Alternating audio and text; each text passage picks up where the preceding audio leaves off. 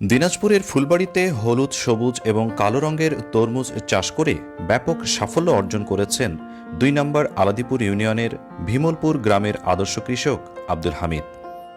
Mulching পদ্ধতিতে black baby, তৃপ্তি ও অনুভব এই ৩ জাতের তরমুজ চাষের সাফল্য দেখে এলাকার অন্য কৃষকরাও তরমুজ চাষে বেশ আগ্রহী হয়ে উঠছেন। উপজেলা কৃষি সম্প্রসারণ অধিদপ্তর সূত্রে জানা যায়, ২০২৩-২৪ অর্থ বছরে দিনাজপুর অঞ্চলে টেকসই কৃষি উন্নয়ন প্রকল্পের আওতায় খরিফ ১ মৌসুমে প্রথমবারের মতো উপজেলার পৌর এলাকাসহ ৭ ইউনিয়নের ৮ জন কৃষকের মাধ্যমে জনপ্রতি ২০% জমিতে মালচিং পদ্ধতিতে এ জাতের তরমুজ চাষের প্রদর্শনী করা হয়েছে।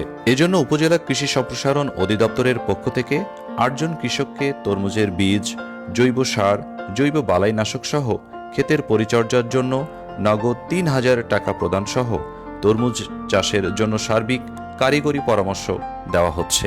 মালচিং পদ্ধতিটি মূলত চীন ও জাপানে বিষমুক্ত সবজি চাষের একটি পরিবেশ বান্ধব পদ্ধতি হিসেবে বিশেষভাবে পরিচিত। কৃষক আব্দুল হামিদের তরমুজ ক্ষেত পরিদর্শন করলে তিনি আমাদের জানান, বীজ বপনের ৩২ দিনের মাথায় তার প্রথম ফল আসতে শুরু করে।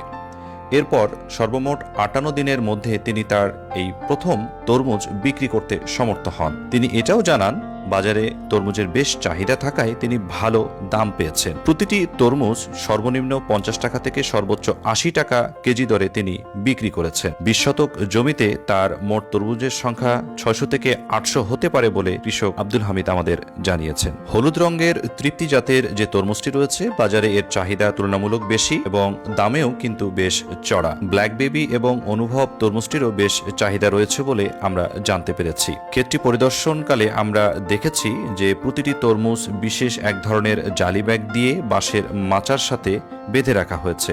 আমরা জানতে পারি তরমুজের ওজন ৪০০ গ্রাম হলেই এই পদ্ধতি অবলম্বন করা হয়। প্রতিটি তরমুজের ওজন সর্বনিম্ন ২ কেজি থেকে সর্বোচ্চ ৬ কেজি পর্যন্ত হয়েছে বলে কৃষক আব্দুল হামিদ আমাদের জানিয়েছে। মাত্র ৩ মাসের ফসল এবং ধান চাষ অপেক্ষা লাভজনক হওয়ায় আগামীতে আরও বড় পরিসরে তিনি তরমুজ চাষ করবেন বলে আমাদের জানিয়েছেন।